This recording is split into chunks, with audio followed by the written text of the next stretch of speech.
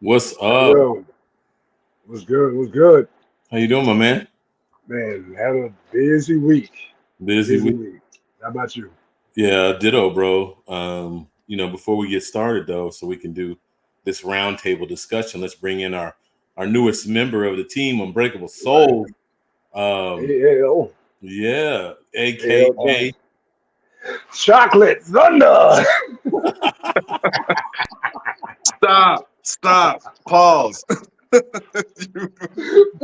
I'm out on oh, that. Chocolate Flag on the Thunder's in play. the house. Oh man, what's going on, fellas? Man, so Uh, thank you for being a part of our family. Now we are three the hard way, they call it. right. That's it. Thanks for having me. I appreciate it, man. I appreciate it.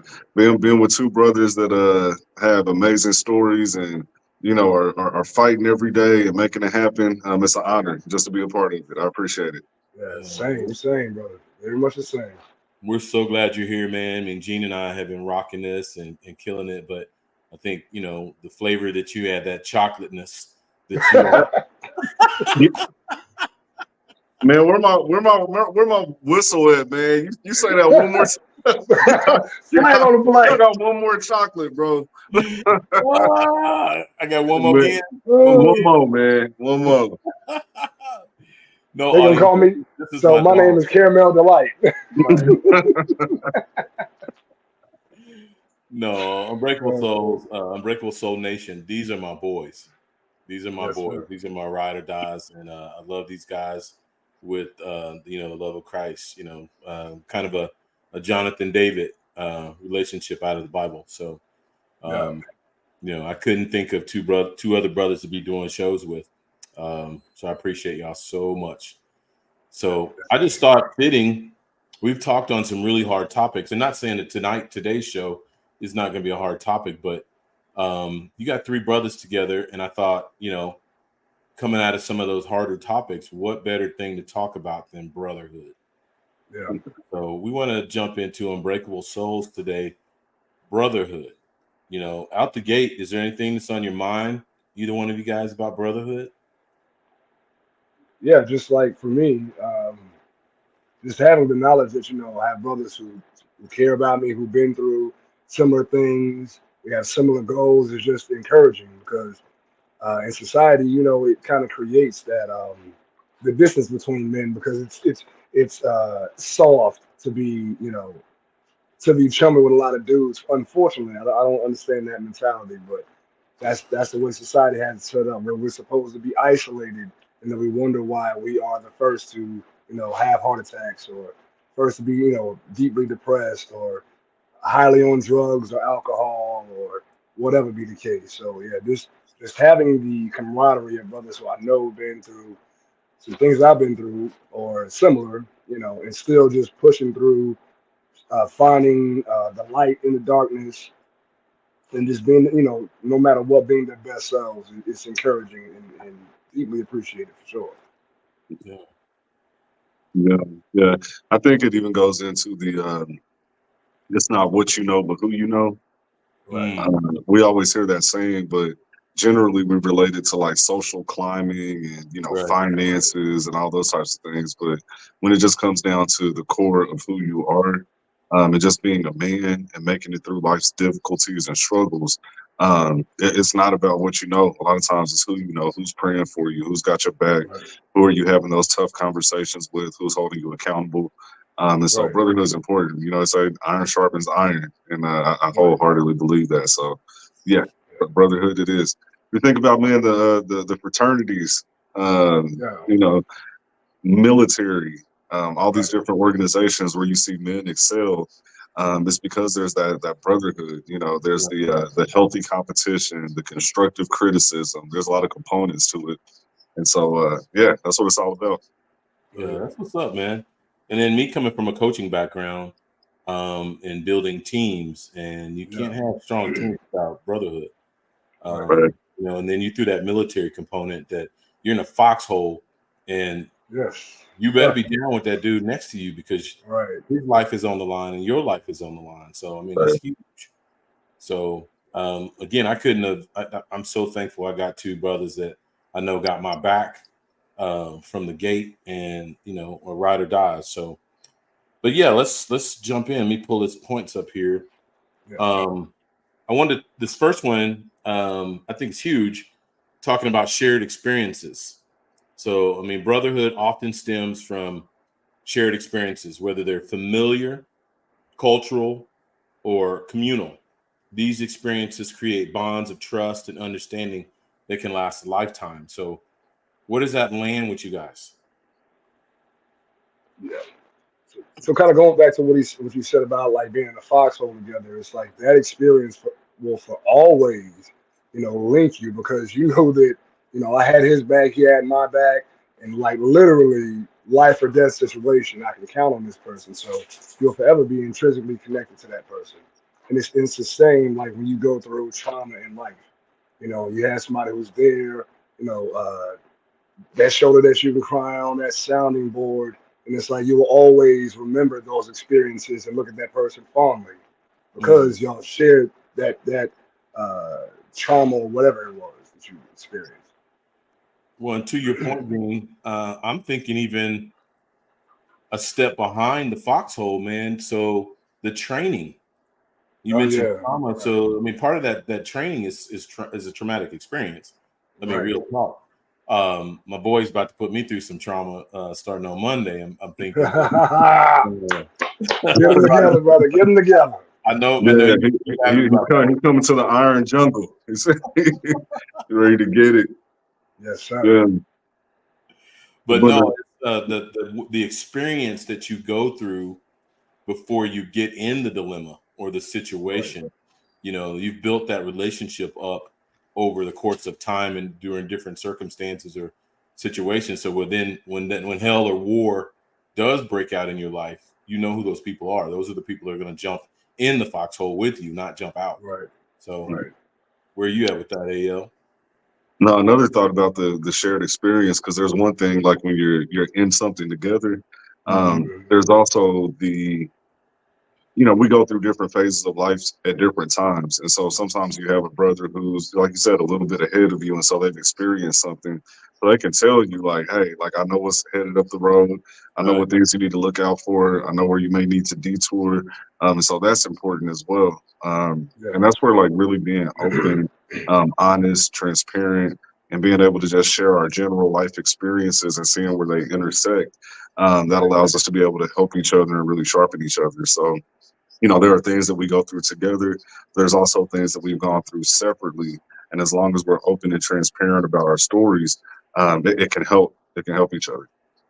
Yeah. Yeah, and I think the power of what you just said, all of it was good, but the transparency piece, Yeah. Amazing. that I think about shared experiences, but shared experiences with transparency are two different situations. All of Right. us have shared experiences with brothers, right? Right. Right. But how many can you even count on one hand that you have shared experiences with brothers with transparency? Yeah. It's rare, Yeah. unfortunately. One of Yeah. the things that you're like, hmm. But so let me ask you guys though, why do you think that is? Like, why are men so guarded in conversations with each other? Yeah, I would say because I mean society frames it that way. Like you're not supposed to be close to another man and be open and vulnerable, or you're soft, Right. or even they get to the point where like if you're too close to another man, oh they must be gay. Mhm. Like silly stuff like that that has nothing to do with truth. It's just society kind of frames it as it is something that makes you weak. Well, I love all of that. I would even say, to your point, is we've adopted a worldview of the world instead of a biblical worldview, where in the Bible or a biblical worldview, that's taught to be honor, you know, Hmm. to be your brother's keeper. That scripture we keep throwing out there, iron and sharpen ironing. That's what it's Right, talking about, being there to strengthen your brother in every facet of his life. right. That's powerful, man. What about trust? I am my brother's keeper. Yeah. Like have you ever wanted to be transparent and felt like I don't know if I trust him with this story or this part of my life? Yeah. Well, wouldn't that stem from prior experience of hurt and betrayal, where you did extend that olive branch to that person, and you were wounded or taken advantage of, or viewed as soft, or whatever? Yeah, Hey, I would think so. Like, I think at some point, all of us have, shared something with somebody, and then it ends up getting out, or maybe they view you differently. As you're transparent and you're saying, "Hey, this is part of my story," and now they're looking at you different. And Right. so I Right. think that there's a trust factor that a lot of times we have to get over. Right. Yeah, it keeps yeah, us closed off. AL and the folks, Gene and Coach, actually was on a Facebook discussion that was quite interesting because it actually involves our mayor here in Durham, who actually spoke about entrepreneurship and enterprise at the DNC, and they're exactly going to do an event later on this evening to celebrate his being able to speak about Zwelly's, which is his restaurant. But there's been some back and forth conversations similar to what you've been talking about, and I'd love to read one of these quotes and hear y'all's thoughts around this because it actually plays into what y'all have been saying. So one of the Facebook posts that I was reading in this back and forth conversation was saying, let's tell the real issue of the problem with our youth. It's called bad parents and the separation of the father inside the home. This was all a systematic psychological warfare because you have strong males inside the household, you have disciplined males, but you have males that are predominantly in a female household. You will have a submissive and a subordinate group of individuals that are learned and taught how to be controlled by the corporations and their agenda. Let's start putting penalties against bad parents whose children cause destruction behavior in our society. And one of the things that I raised to that particular individual that posted that was that I knew some folks that were in some strong black males of different ages that even some that came out of a single family household and all along those lines. So I felt that he was maybe being a little bit overly generalizing because I have seen some of what he's talking about, but I was just wondering y'all's thoughts along those lines because he also had something else that I was going to raise as well in that same line. But like I said, one of my counters was I've known some people that have been effective leaders that have come out of different types of households, but not saying that we don't need to be strong male leaders. Hmm. Um, I would say for sure. I mean, it all depends on. I mean, even within the household, you may not have that strong male or whatever, but as long as you have that in your community, you know, then it's easy for you to become that person because you have an example. You have someone to look forward to. But it's imperative that that young men have that a strong male figure, whether it be a father or uncle or a cousin or family friend or someone down the block. Uh, but yeah, that's absolutely essential. Yeah. And I think a lot of it comes down to choice. And like Gene said, because like I grew up with my mother, but she had me in church, and there were a lot of strong men in church that I could kind of look up to and model after. I was in sports, and so Coach G, I know you can attest to this. As a coach, you become sort of like a father, uncle slash big brother figure in their lives as well. And so, I think that it's incumbent upon the women who are raising single boys to put them in situations where they are able to be around men in some form. Maybe it's not the Right, father, maybe it's not a close relative, but there are so many programs and outlets for that that it needs to be taken advantage of. But ultimately, once we become adults, it is personal choice because the Mhm. neighborhood I grew up in, there's probably about 10 or 15 guys around my age, and maybe one or two of them have fathers in the home. Mhm. And right, to see how it played out, now we're all in our, late 30s, early 40s. Um, there's a bunch of them that don't take care of their kids. There's a bunch of them who are excellent fathers, Right. beyond what they experienced in their own life. And so there is that personal choice that comes into account where at some point you have to hold yourself accountable and say, hey, I'm gonna change the narrative. I'm gonna shift my family tree and it's my responsibility. No, I Mhm. love that. yeah, I most love that. I definitely. think I'm all about community. I'm obviously a coach, so I'm all about community. I'm thinking about my childhood. My father was in my home. So the narrative about the fatherless homes and the kids end up different ways. Well, mine was in my house every day, but he was a provider. He worked, so he was there, but he wasn't there. So the father figures for me were like my grandfather, that I went to see in the summer. My coaches, Al, to your point on that, so that's how when I became a father, I focused heavily on that, and I became a father figure as a coach for several young men, young women.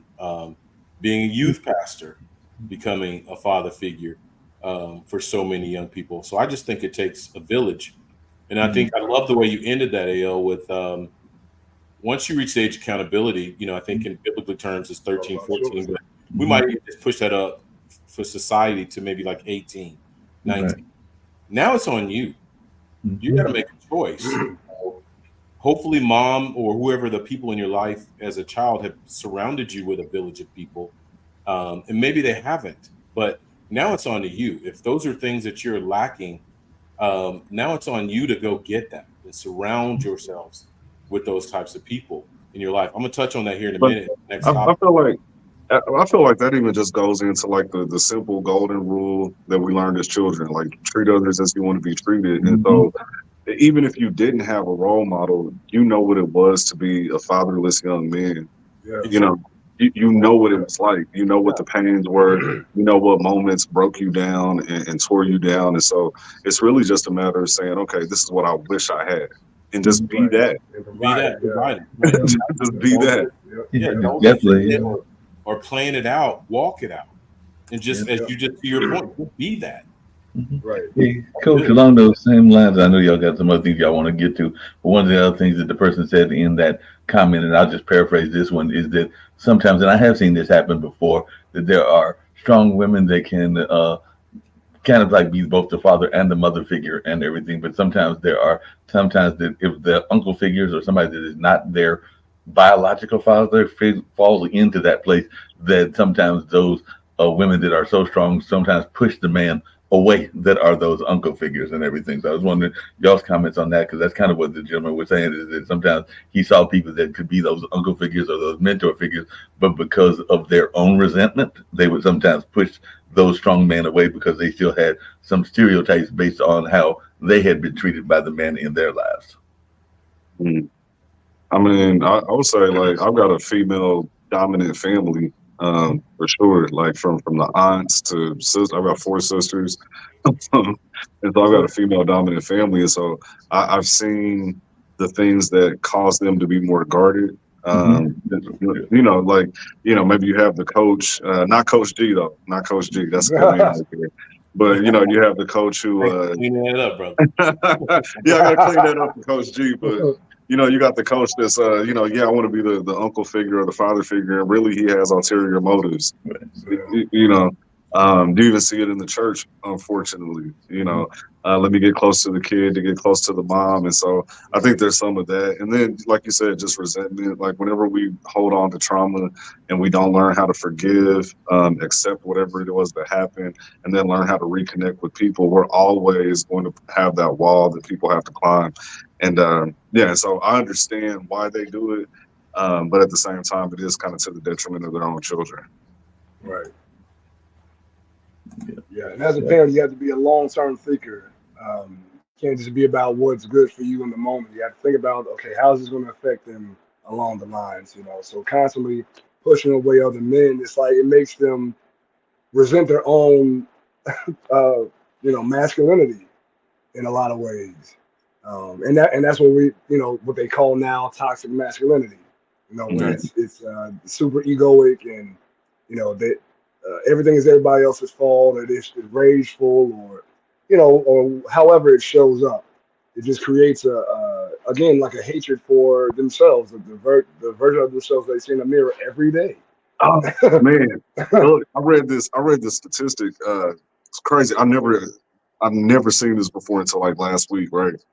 But so they were doing research and they collected suicide notes from like a whole bunch of men, and then they analyzed the notes for like keywords that were used over and over, across so many letters. Do you know what the main ones were? I feel useless. Yeah. Yep. That was like the number one word, useless. And so that lends to the fact that men need to be needed. I Right. say that to say when we talk about, you know, the single mother and the trauma that can be placed on the young man, think of how many women, especially on social media, because a lot of times they think like I don't kids need a don't see man. social media. Yeah, I don't need a man. I don't need. So think about the little boy that's like, okay, I am a young man. I'm becoming a man. And so from a Right. little boy, you've been telling me like what I'm growing into isn't needed. Wow. It, And right. so then when they hit Right. a point of like actually experiencing life, you don't know what that trigger may be where he says, you know what, I'm useless. And that was the Right. number one key word in like hundreds of suicide letters. That's powerful, man. That's Yeah. powerful. I'm glad you brought that point up. Yeah. And then Because I mean, another thing I want to throw out there that you kind of said, I think Gene at the end of, or I think AL at the end of yours. I want to be in my shared experience. I want to be balanced because I learned one thing as a young father, 19, 18, 19, and then growing up with no roadmap on how to become a father, not really seeing good fatherhood in front of me other than probably my grandfather. But I guess, I don't know, that's on it. But anyway, my point in that is balance, because as I grew and became father figure for other people, one of the things that I learned that brought a ridge between me and my sons was them always seeing their father out. Where I felt I spent so much time investing in them, um, they kind of still saw, until they grew up and matured, they still kind of saw that daddy's out here and daddy's over here, daddy's over there. What about my time? But I always felt like I gave them the best of my time or the most of my time. What do you guys think about that? I'll go first. Um, Yeah. not the preacher's kid syndrome. Yeah. Yeah. That's what it is. It's the preacher's kid syndrome. They always say like the preacher's kid is the worst. They feel neglected because dad is so busy. You know, they're seeing him help with other families, and he's at the hospital praying over this person, and maybe he missed a basketball game or missed, Yeah. you know, some important event. And a lot of times we don't understand like how important certain things are to our children because we're looking at it through our own lens. And so it's like, oh, Right. it's one game, but that one game might have been the world Can to be them, everything. you know, Right. and so now they're holding on to that, and it creates that resentment. So I would say it's kind of like the preacher's kid syndrome. But I, Yeah. I think I think so many kids, I love what you're saying, are listening to what society's saying. Because I'm using my personal example, to your point, the things you just said, is I was that dad who didn't miss a game. I didn't miss anything. I didn't miss anything. I was at everything: music, basketball, school stuff, anything that they did, I was there. And because my father wasn't there, But, so I was the one that said, "Okay, I didn't get these things, so I'm going to give these things to my sons." But I still feel like at some point they listened to the noise of the world instead of looking at what was actually in front of them, because they had the father who was present, who provided love and support and comfort all along while I was helping this kid, that kid, all these other people. So fathers, I feel like we've got to have balance. And even if our kids, because perception is reality, gentlemen, uh, perception is reality, even though I would say their reality was wrong. But if that's how they perceived it, then And it's the that's where truth. balance steps in. You got to step back and give more time and show yourself more present with your own kids, because first ministry starts in your own household. Right. Were you about to say, I, Gene? yeah, I was going to say, and what actually we need to transpire in situations like that. Like we need to have those sit downs with your children. Sit down and ask them what they need. What do you need from me? You know, how can I uh, create a environment where you feel safe, where you feel loved, where you feel seen? How can I do that? And that, I mean, and with that, you allowing yourself to be vulnerable to your children who see you as a strong figure. So it kind of sets an example of, okay, my dad is not so full of himself that he can't humble himself and ask me, what can I do better as a father and as a Right, person? right, that's right. good. That's I think that's good. hugely important. That's good. I used Good. to have those type of conversations with my children often. Hey, what can I do differently? You know, or Dad, I didn't like that. Oh, I'm sorry. Okay, so what can I look? You know, it was my perspective. What can I do differently? What can I do better? So, and that's what I Well, guess yeah, is something major. I think as fathers, we've got to have balance, and to your point, we got to always be humble and evolving. Knowing that we're not perfect, our children are not perfect, and just continuing to grow, which leads us into our next point, which is support system. Brotherhood provides a vital support system where individuals can rely on one another during challenging times. This mutual support fosters emotional resilience and personal growth.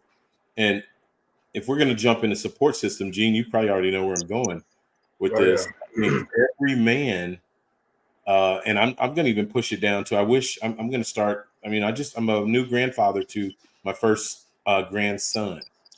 Congratulations. Yeah, 2 weeks ago, 3 weeks. I think it's coming up on 3 weeks now. Big pop. One of the things, big pop. You're right. But one of the things I want to instill in him early in his life is to locate his Paul, his Barabbas, and his Timothy. His Paul is that older father figure, or more. Doesn't necessarily be older, but someone who's more mature, who's more seasoned in life than he is, who pours.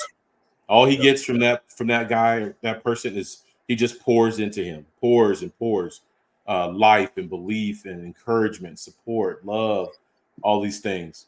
And then he's got to encounter his Barabbas.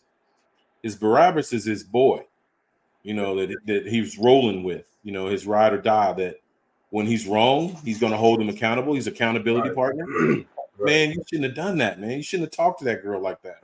You should have handled that situation better. You should have paid that bill. You shouldn't have spent that money on this thing over there. But that's also, that dude is going to be his biggest cheerleader. He's going to be the one that's celebrating him when everybody else is turning their back and thinking he's not going to be able to do it. He's going to want to be the one pushing him. And then finally, he's got to have that Timothy, that man or that person that he himself is doing all the pouring. No expectations coming back other than him pouring himself. Everything he's learned, everything he's been taught and experienced, he's pouring that into that younger person. I think a man is full or at his best when he has his Paul, his Barabbas, and his Timothy. What you guys think? Can I ask you something? Yeah. So, I think most people automatically understand the Paul and Barabbas because we want to be poured into, and we understand having that accountability partner. But why is it important for us to pour into someone else? Where does that come into play?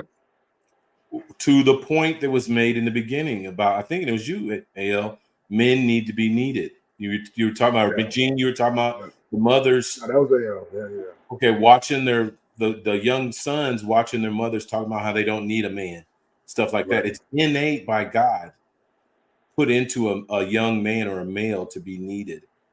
So that pouring into that young man fulfills that need.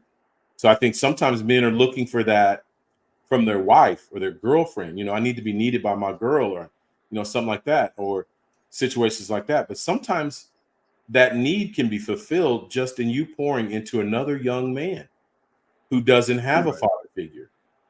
Back to the original that we started the whole discussion about. I think another benefit to it is, they say that you don't know something unless you can teach it to somebody else. You don't truly know it until you can teach somebody else. And so it almost reinforces your beliefs. Whatever you're pouring into them, it becomes more solidified in you as well. So, no, I just wanted to hit on that because I know, a lot of times we just hear that, someone's pouring into me and my accountability partner, but nobody talked about the benefits of pouring into others. And so I appreciate that. Yeah, I think that's essential. That's your way of giving back. That's you reap what you sow. So as I pour into, I'm sorry, Gene, I'm gonna be quiet. No, you saying what I was just about to say that. Different voice. You say it. I want you to say it. It's on your heart. But yes, so what you give to others, you receive. And that's period. It's the law of attraction. Everything that you put out, you receive back tenfold. So just giving that, and also if you look at research, one of the things they tell you about people who experience depression, if you go out and do something to someone else who has less than you or perceived less than you, then you feel good because your body releases chemicals and endorphins that help you. Okay, I did something to improve someone else's life. So now my life is improved as a counteract. Well, to your point, it reminds me when we were doing a show and you were talking about the circle of life. Yeah. Remember that? Yep. Maybe speak for a minute on that. I thought that was so powerful. It kind of what you just said, but at circle of life, you had a different kind of spin on that. So Yeah, I don't remember exactly what I said, but it's just that everything feeds into the other. Um, what you do for someone else comes back to you, and it's a constant cycle. You feed, something is being fed, and it's just over and over again. You get that cycle, that return, and then it just makes life better. But if you were to do something negative, you get the same cycle over and over again. Every action has an equal and opposite reaction. right. Right. Just had a quick question for both of you, all three of you. That's why I popped back in and everything. But how much is the brotherhood? Because y'all talking about brotherhood come from different circles. Because I find that a lot of times your brotherhood isn't always the same folks you expect. Like I've got this Pod TV brotherhood that I see y'all at all the time, but it's part of the Unbreakable Souls. But there are some other brothers that I work with on this network, like Grant McGaw, and also my friend Zach, who's got his own network that's in that funk music space. But so there's that kind of brotherhood. But I don't know. I was just thinking about my younger brother, and my younger brother has a couple of friend circle groups, for lack of a better term. Like I've mentioned to y'all before, that he's got his Slingshot Club, which is the car club, and all along those lines. So that's a lot of brothers that he bonds with under that love of the cars and everything. Right. And the same thing with what he pulled me into some probably 10 or 15 years ago, because this is about to be football season. So the fantasy football stuff that he got me into. So I'm trying to figure out what players I'm going to draft and all along those lines. But we've got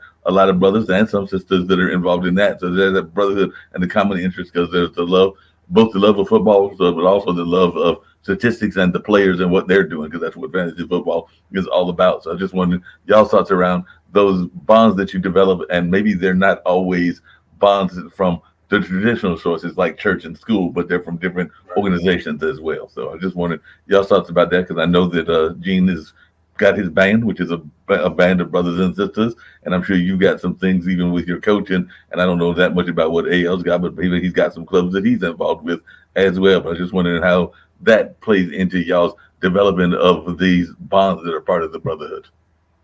Yeah. So actually, the funniest thing is you led right into the third point, which is diversity and inclusion.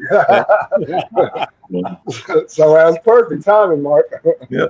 So to go on to the point, brotherhood transcends differences in background, beliefs, and lifestyles. Embracing diversity within brotherhood can lead to richer relationships and a deeper understanding of the world. So to that point, like my friends all are just vastly different and very much the same. And it's the differences between us that actually bring us closer, because it's like I want to learn about that. And so you grow as a person, and then that bridges you tighter together as comrades. And I have friends who are from different backgrounds, different sexual orientations, different colors. My best friend, shoot, he's a white guy, and I mean, like, we've been best friends since I was 10, and like that is my best friend. Like, we talk every day at some point. But his lifestyle was similar to mine and very different. And through beginning to know him, I started to learn different skills, and now I use. So. But just on that same line, because as you were saying that, I was thinking that my younger brother that I mentioned, my only brother in that sense, because it's just me and Malik, but he was very much into video games. He's still into video games to some degree. He actually developed a pen pal friend, and that pen pal friend actually at one point decided that they wanted to move. They were living, I think, in Philadelphia or something along those lines. So it was that love of the video games and their communications and their talking. He now lives in the same state that I live in. He lives in North Carolina, because when he needed to find a place to move and a job, that friendship actually helped him line up the job that he got and everything. Because he's like, how can I find a job? And then I'll reach out to my brother, and Malik told him about some of the development things in this area. And it is my understanding from him that he helped him come down here from up north and everything along those lines. But it was that friendship that they had over literally a video game. I think it might have even been Call of Duty, like one of those war type games, and they became friends over that game. And at the point in his life that he needed to move, he was like, "Well, I'm thinking about coming down to North Carolina." And he moved not to my city. I think he's in one of our cities in the adjacent county and everything. Right. Mm-hmm. Well, I think for me, diversity and inclusion, I'm always trying to walk in someone else's space. You know, especially when we just talked about the Paul, Barabbas, Timothy, especially the Timothys of my life. I want to enter their space. I don't want them to have to come up to me. So you mentioned video games. So like one of the things I did with my sons, I mean, I like video games, but I'm not the super gamer like they were. But some of our best conversations was dad sitting down next to them, putting on the headphones and playing video games with them. Or just finding the young people, you know, that we're pouring into, finding the areas or space that they are interested in and jumping into them, which now creates an opportunity of trust and respect. Yeah. Um, the hard lessons or questions or things that you want to now share with them, now they're open to. Yeah. You know, they're vulnerable to because you've entered their space. Right. Kind of takes me back to Jesus feeding the 5,000. This is foundational for me in my faith. And I hope you guys think about this in relationships, that what I take from that lesson is that he met the natural need of the people first. Him being God, he knew everything they needed spiritually, emotionally, physically, whatever. But he understood the concept. If I meet the natural need of these people first, then that brought instant credibility, trust, and rapport. Now, the spiritual things that he wanted to share with them, they were open. They had an open ear, ready to hear. Yeah, Right. it makes a lot of sense.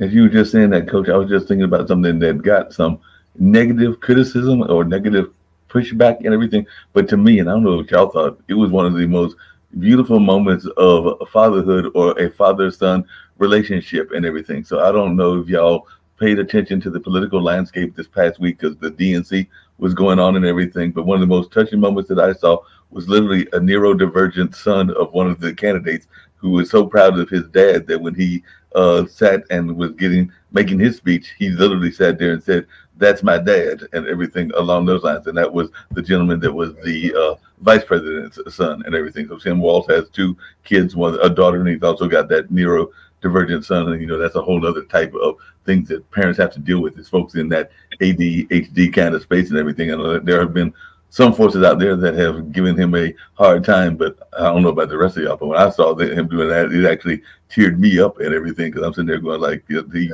in the midst of all of that hoopla, he was recognizing that his dad was stepping into a greatness lane and everything. Yeah. That's good, man. Yeah, that's definitely heartwarming. It's different when your child is proud of you for you being your best self. Right. And that also creates the lane for them to do the same thing. You set the example. So yeah, and then like you said, dealing with a child who has ADHD or is on the spectrum. Right. When they recognize, like, because their mind operates differently. Actually, their mind operates way more complex than ours do. And when they recognize, moments like that, like you said, stepping into his greatness, is just like, wow, okay, he's very aware, he's very in tune or attuned to what's going on around him, and just to see that I guess the pride in his eyes, man. I can guarantee you, once his father saw that later on, he probably teared up too. That's my son. What you chomping on, AL? Oh no, man. Look, I'm just enjoying the conversation. I'm just enjoying the conversation, man. This is good. This is good. But no, I think having a diverse brotherhood is important. I think with anything, like diversity of thought is extremely important, and it's something that's really lost in society now. Like when you think about social media and how the algorithm works, it creates echo chambers because it gives you more of what you think versus having that diversity that challenges your thought and helps you expand. And so a lot of times, like we remain stagnant and we don't grow because our thoughts are never challenged. And so I see that as one of the key benefits of having a diverse brotherhood, different backgrounds, different perspectives, and it challenges you. The other thing is exposure. So like, again, I didn't have my father in the home. The first time I actually went hunting with a friend of mine. That's what Right. he did, and so it exposed me to something that I needed to learn as a man. I'm not a handyman. I'm real quick to say that, but I have friends who are, and so having that access to people who have different information is important. And so it's like when you're building your brotherhood, there can be some level of intentionality to that. Yeah. Come on. Come on. I've got my boys that I grew up with. We shared the same experiences, but now that I'm able to select my friends, I'm able to go out and get into different circles. Who do I need in my circle? Like that's something that we have to identify. Like who do I need in my circle and seek those people out so that we can continue to grow. Sometimes that brotherhood can come at interesting times because you mentioned that you had that friend, Gene, and everything that was one of your best friends that's a white gentleman and all along those lines. And I remember that many years ago when I worked at a pharmaceutical company in like their shipping and receiving department, there was a young fellow there and was in some of the early days, so we're talking 15, 20 years ago, of rap music and everything. And he was definitely a country young gentleman. I mean, we're talking about he was probably the epitome of a redneck, but because he knew that I loved and was interested in music, we developed a bond. Unfortunately, I lost touch with him because he would be sharing his rap lyrics with me. So he would literally be writing these rap lyrics and he would share them with me on his notebook. And they were actually some pretty good rap lyrics. I mean, some of them were dealing with the stereotypical rap things because he was part of the drug culture, for lack of a better term, but there were also some relationship things that were there as well. But I just remember him even to this day, even though we lost touch, but having that bond and him just wanting to share with an elder. Because even at that time, I was probably, if I'm 60 now, I was probably in my 30s or 40s at that time, and he was probably like early 20s and something along those lines. But just sharing that bond with him over a common interest, the interest of music and Right. culture. Right. Yeah. That's powerful. I learned that concept, I think, pretty early in life, around the church. Mm-hmm. I remember a church I went to in the city, and the pastor actually had a mechanic shop across the street from the church. And I would go sit and just watch the OGs play dominoes. Mm-hmm. Yeah. Oh yeah. Dominoes or chess. Checkers Yeah, are one of those. yeah. So, but speaking of diversity and inclusion, it was just so many different types of men would roll through those games. And so I gained so much intel Mhm. into different situations or experiences because of that particular situation. It was just powerful. Yeah. And obviously in the moment you don't seize the opportunity and realize the value of what you're gaining. But now as a 53-year-old man reflecting back on the knowledge and wisdom that was thrown out in that game was just powerful. Coach Yeah. G, that actually brings a question about brotherhood to you that I was going to ask, and all along those lines. Because another thing that I remember is I've lived in different apartment complexes here in Durham, but one of them I lived in, I think it was called the Oaks and everything. But there was a church. Oftentimes you're trying to find your church home, and it was very much of a Pentecostal church. My family is more raised Baptist, and I consider myself, as I've told y'all on this show, more spiritual than religious. But one of the things I do remember of that church was a couple of them times going out on like some male bonding field trips and everything. Like I think they did one to do gardens and we just sat there and bonded over things. I think there was another time that we went to one of our local restaurants. It might have been Mayflower or something like that. So I know the pandemic got people away from some of those things and everything. So I just wondered, are the churches still doing those male bonding things? Because like I said, this was probably 10 years ago, 10, 12 years ago. And I actually enjoyed that conversation. Might not always enjoyed every aspect of that particular church, but I did enjoy those male bonding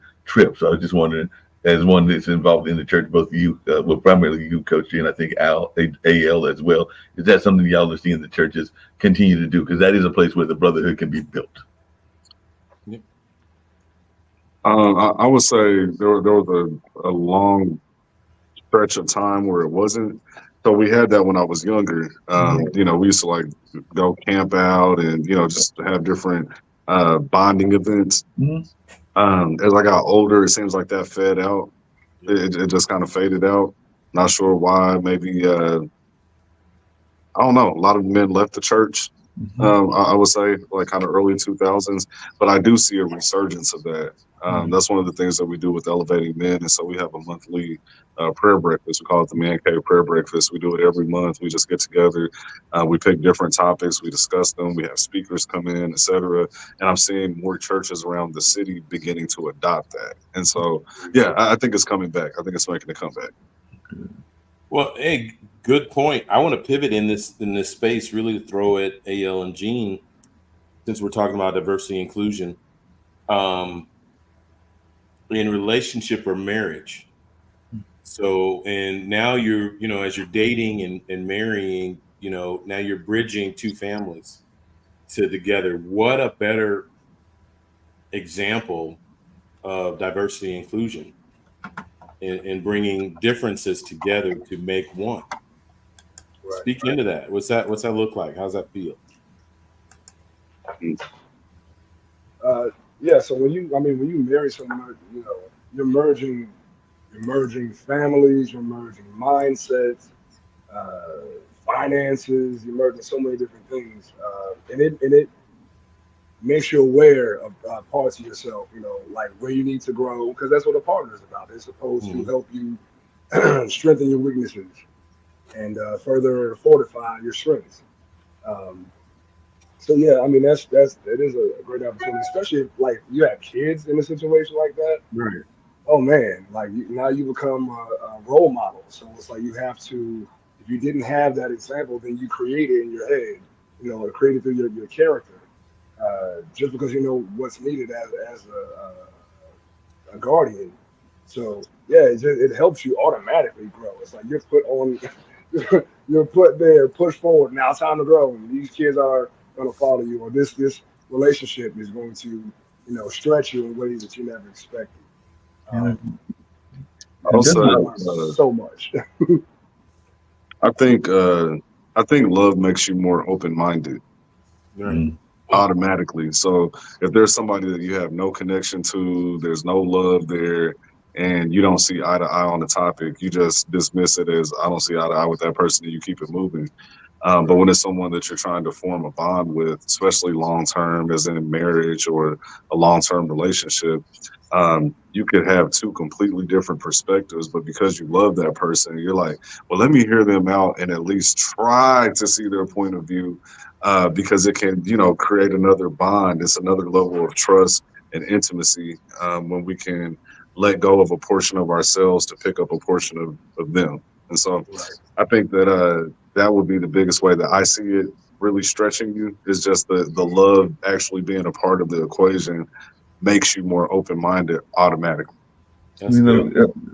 Coach, if I could just add something to that, and I know it doesn't always happen because I know when I'm not trying to touch on a sensitive topic that it doesn't always happen, including to some of the people that are here in this particular room. But it is beautiful that I have seen occasionally a brotherhood being developed by the expanded family, because sometimes when you have that blended family, they're expanded families. And I have seen a few cases. I've seen some cases that are not, it is not always able to happen, but I have seen some families where the ex and the current actually become friends and become brothers in their own right and everything. So I've actually seen and witnessed that. I think in some of my brother's situations and everything, where he became friends with that person that was the original spouse of the other person and everything. So it can happen. It doesn't always happen, because sometimes people, coming back to our conversation around toxicity and putting some of the past behind you, that they can not let it happen. But I have seen it happen where it can happen, and all along those lines. So just to throw that out there, because I've seen some brothers that literally you said they're going like, wait a minute, that's for your ex and this is your current, and y'all still best of friends. But I've literally seen that happen. Yeah, I think that's beautiful. I mean, I haven't personally experienced that situation, but I think that's beautiful that it can happen. I've seen it happen. I'm just saying, me personally, that's never happened to me, but it's definitely possible, and I think it's powerful. So, So I would say now it's not necessarily it's not the romantic aspect of it. Like there are family members of my ex who I still talk to like weekly. They check on me. They call me uncle. Uncle Gene. I'm Uncle Gene to them. I've known them since they were like 4 or 5, and I still talk to them often, even though my ex and I are no longer together, and things, gone toxic, but there are still people in that family who still regard me highly, which I was nervous about, to be honest with you. Yeah, But I yeah, think I think that just the fact that you have a person who is from a past relationship that no longer exists, and you still have that bond.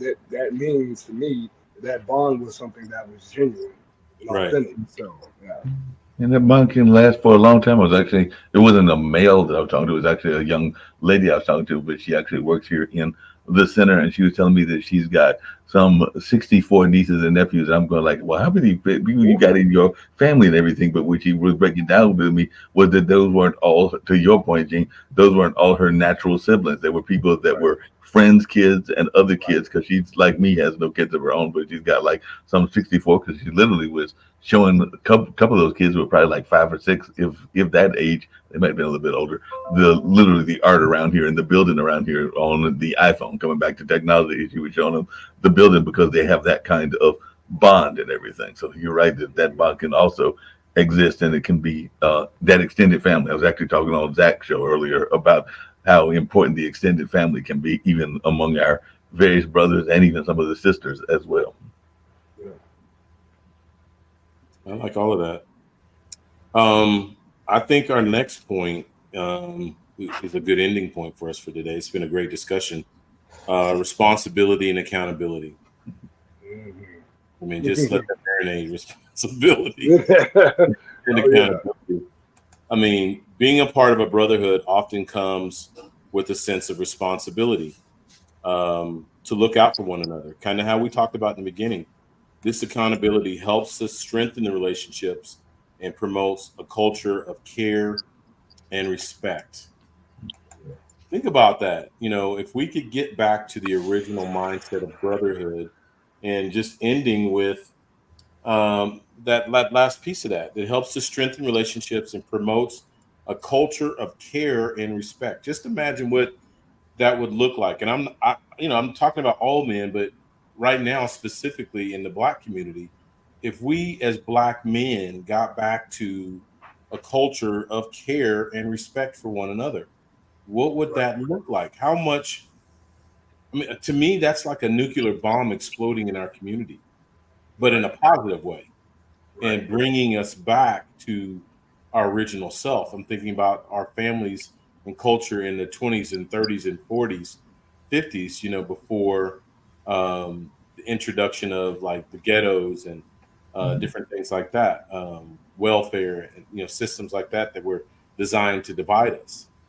yeah, That point, the design to divide us, like um, when you listen to our music, it's just our music, but we're talking about killing each other, robbing each other, Right. taking each other's women, and so it goes back to the beginning when we were talking about trust.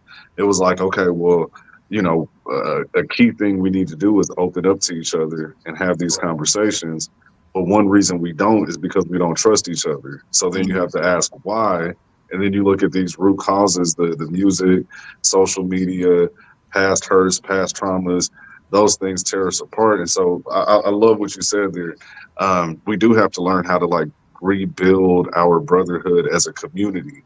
Not just the three or four of us, but at large. And how do we do that? And so I guess that would be my question to you guys. Like, what are some things that we can do to really start rebuilding that community of brotherhood on a larger scale? Can I jump right. in on that? Go Well, two things. One, I think, as Mark you lit kind up. of Can I alluded, join in? Like a cookie was thrown out there. yeah, a I was couple of things. pulled up. Well, a couple of things I was going to bring into the whole notion is that one, because y'all know that part of one of my missions in life is you have to understand that history and understand our history and all along those lines, because that was intentional. Like I said, I'm here in Durham, and they literally ran a highway through us to destroy the Black Wall Street. But I love a quote that we have here that talks about how literally everything from cradle to grave you could have within our community. So we need to find ways to go back to supporting our different business owners that are doing things like that. Matter of fact, later on, I told y'all I'm going to go probably about 30 minutes to an hour to Black August in the Park, which is celebrating our Yes, culture. And there's a number of them around the country and all along those lines. But it talks about how literally in this city, there was a man that could design your suit. Literally, you can make your own suit like a tailor, or he could design your shoes, and they even make your bed, your mattress. And we got away from that and all along. But the other things that I get frustrated by, and I know some of my other friends get frustrated by, and I've heard all three of you say that to some degree, is this notion. The OJs did this song called Backstabber, and I think sometimes we take it too much at heart, and we are sitting there too much worrying about people stabbing us in the back and not figure and like taking it too much at heart in the what they're doing versus trying to find a common ground and everything. Because that's where I get frustrated. It's got that crab in the barrel attitude. It's like, well, I don't like him, so I'm gonna find a way to tear him down versus building him up. So I think we got to find ways to build our fellow brothers up and not tear them down, even if we disagree with them. I mean, there's people that are supporting that orange man that I don't like, but I'm not going to tear them down. They've got the right to do that, even though that's their prerogative. I will do things in my capital and my area to build the other person up. But I think sometimes we're too busy tearing people down and not finding ways to raise them up. Yeah. So I would say, like, we have to get back to the community mindset. Understanding that our life affects everyone around us. So we need to be authentic and genuine in our individual relationships, and then as it pertains to a community, I love the example of the Black Panther Party.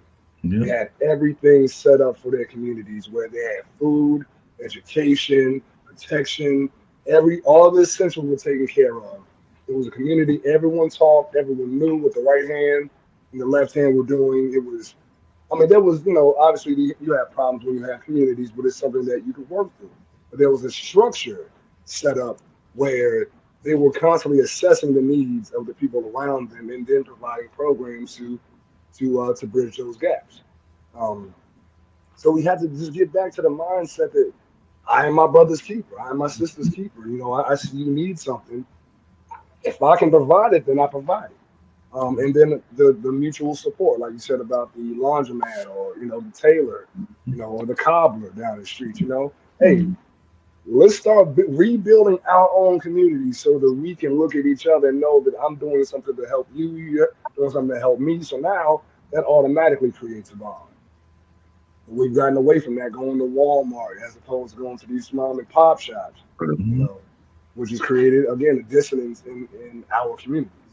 So we just need to get back to supporting each other and being genuine and authentic when we interact with each other individually and collectively, understanding that we all have really the same goal. Now, how it looks, how you manifest, getting to your goal is on you, but we all have the same end goal, which is to be happy, to be provided for, to be cared for, and all of those things. So community mindset to me is what's sorely lacking now. Yeah, you guys know my heart. I'm all about community. One of my concerns, though, as I'm diving a little deeper into this, I've been talking a lot about lately post-traumatic slave syndrome, and just how much it's innate. The experiences of our forefathers is a large part of what keeps us separated. And again, that was intentional. And I think some of the things that they're being said and done now are subliminal and pull out that trauma inside of Black people and push us away from things that we know we should be doing. We were at our absolute best when we were together, when we were family. We took care of our neighborhoods. We took care of our communities, and we've gotten away from that. Totally gotten away from that. I know I read it before, but I don't think AL was here on the last time I read it. But that quote that I had, because it's a short one, but I love this quote, and I'm going to read it to y'all. But it's actually from W.E.B. Du Bois. Today, there is a singular group in Durham where a Black man may get up in the morning from a mattress made by a Black man, in a house which a Black man built out of lumber, which Black man cut and planned. He may put on a suit which he brought at a colored haberdashery, and socks knit at a colored mill. He may cook victuals from a colored grocery on a stove which a Black man fashioned. He may earn his living working for a colored man, be sick in a colored hospital, and buried from a colored church. And the Negro insurance company will pay his widow enough to keep his children in a colored school. This is surely progress. So that was what W.E.B. Du Bois wrote in his book, The Upbuilding of Black Durham, the Success of the Negroes and Their Value to a Tolerant and Helpful Southern City. And it breaks my heart that that's gone. Yeah. So I just say, brothers, we got to do our part. It's that old ripple effect, in the pond, that you throw the pebble in the pond and you think, oh, I can't make a difference, just me. But what if there's a million of us standing around watching the show and saying, what if I just start? Right. What if I do my part? Then that ripple effect going through the community will just be powerful. So I'm excited that I'm surrounded with 3 other brothers that are doing their part in the Black community. And I would say communities, because we don't just limit ourselves to the Black community, but that's home. Right. That's home. Your first ministry is your own home. So, and I think that's where I'm always outside groups say things about, why are you so focused on the Black community? But that's home. I mean, that's where my focus should start, is in my own home. So I applaud y'all for the efforts and the actions that you've taken, the sacrifices that you make, doing shows like this, to be vulnerable, to share your heart, and, just do your part, make that ripple effect start with you. Yeah, no doubt. We applaud you as well. Everything that you're doing. And thinking of applauding, I think we should go out with Gene's song, that second song, not the first one. I think we should go out with Gene's song and all along those lines. It's another powerful song, and he's got all his comrades and everything along those lines. So we're sorry with y'all. I think we should go out with that song. Okay. Thank you, brothers. Thank you all. Yeah. Thank you all. Y'all have a great weekend. Enjoy the rest of the week. Be safe. Thank you all for being here with us at Unbreakable Soul. Peace. Peace.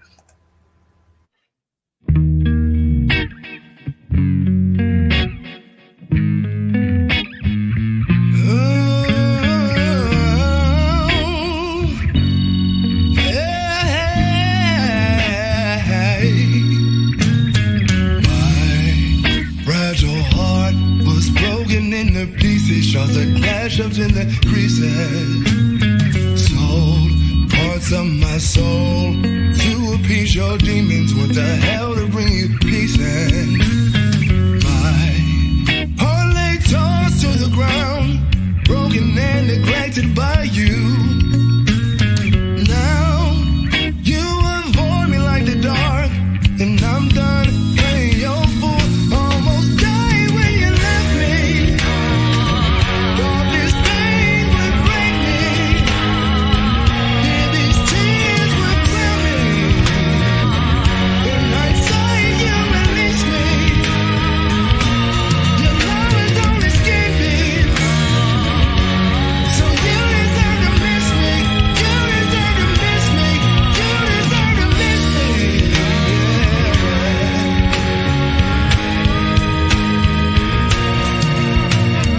Hurt and confused. Why do I deserve your hatred? As a villain I've been painted. Spitting venom in the mist, weaving lies as you spin, manufactured reality.